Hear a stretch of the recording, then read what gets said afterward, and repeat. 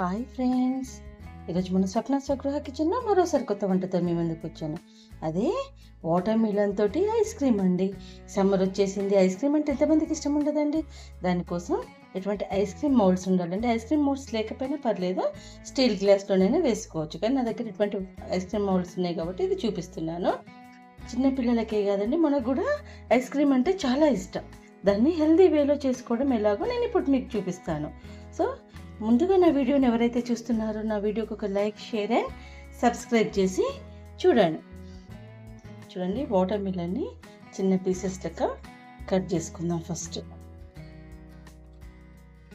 ఇలా చిన్న పీసెస్ లెక్క కట్ చేసుకొని దీంట్లోని ఈ రెడ్ కలర్ అంతా తీసుకుందాం. ఇది వేస్ట్ పడేసేస్తాం. ఇలా వాటర్ మిలన్ని చిన్న చిన్న పీసెస్ లాగా కట్ చేసుకుందాం. ఇలా అన్ని పీసెస్లో కట్ చేసి పెట్టుకుందాం. ఇది చాలా సింపుల్గా చేసుకున్న ఐస్ క్రీమ్ అండి. ఎటువంటి కెమికల్స్ వాడతారో అన్న మనకు టెన్షన్ అవసరం లేదు. మనం ఒక 15 నిమిషాలు కష్టపడ్డామని అంటే ఐస్ క్రీమ్ తయారైపోతుందండి. ఏదైనా కష్టపడింది ఏది రాదండి. చూడండి, ఇట్లా సింపుల్గా ఫ్రూట్స్ తోటి హెల్దీ వేలో మనం చేసి పెట్టుకోవచ్చు. దీనికి ప్రిజర్వేటివ్స్ కూడా ఎక్కువ కెమికల్స్ ఏం అవసరం లేదు. మిల్క్ పౌడర్స్ అటువంటివి కూడా ఏం అవసరం లేదండి.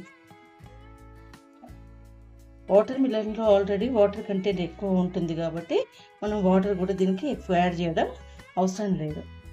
ఇట్లా మొత్తం వాటర్ మిలన్ని పీసెస్ లాగా కట్ చేసి పెట్టేసుకోవాలి.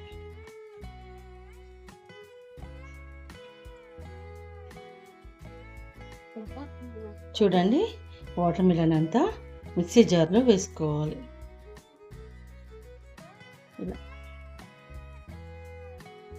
ఇలా మిక్సీ జార్లో వేసుకొని షుగర్ అనేది ఆప్షన్ అండి. షుగర్ వేసుకోవచ్చు, లేదంటే అవసరం లేదనుకుంటూ వదిలేయచ్చు, స్కిప్ చేయొచ్చు. నేను అది కొంచెం చప్పగా ఉంది కాబట్టి ఒక 2 స్పూన్స్ షుగర్ వేస్తున్నాను. ఇంతే సరిపోతుంది. దీన్ని మిక్సీ వేసి తీసుకొస్తాను. చూడండి, మనం ఎటువంటి వాటర్ యాడ్ చేయలేదు ఇందులో. ఇప్పుడు దీన్ని స్టెయిన్ చేసుకోవాలి.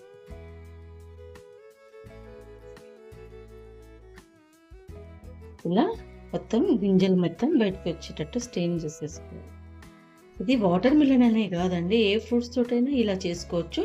లేదంటే బీట్రూట్, క్యారెట్ వంటి వాటి కూడా చేసుకోవచ్చు. బయట ఫ్రూట్స్ అవాయిడ్ చేయాలంటే మనం ఇంట్లో కొంచెం శ్రద్ధ తీసుకోవాలండి, అంతే.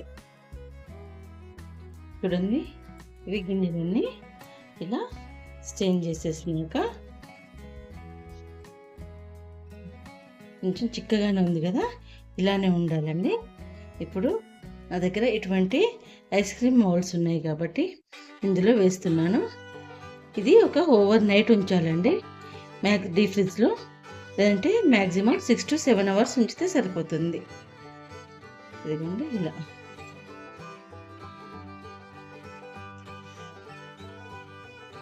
వేసేసి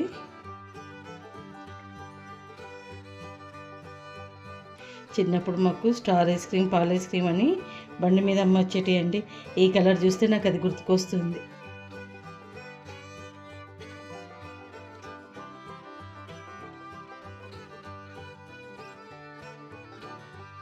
ఇలా వేసేసి ఈ క్యాప్స్ అన్నీ ఇలా పెట్టాలి.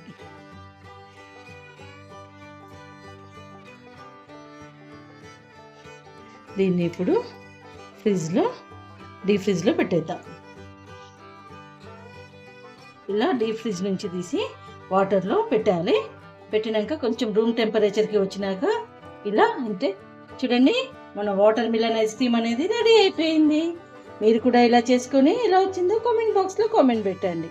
నా వంటలు నచ్చితే నా ఛానల్కి లైక్, షేర్ అండ్ సబ్స్క్రైబ్ చేయండి. స్వప్న స్వగృహ కిచెన్. Thank you.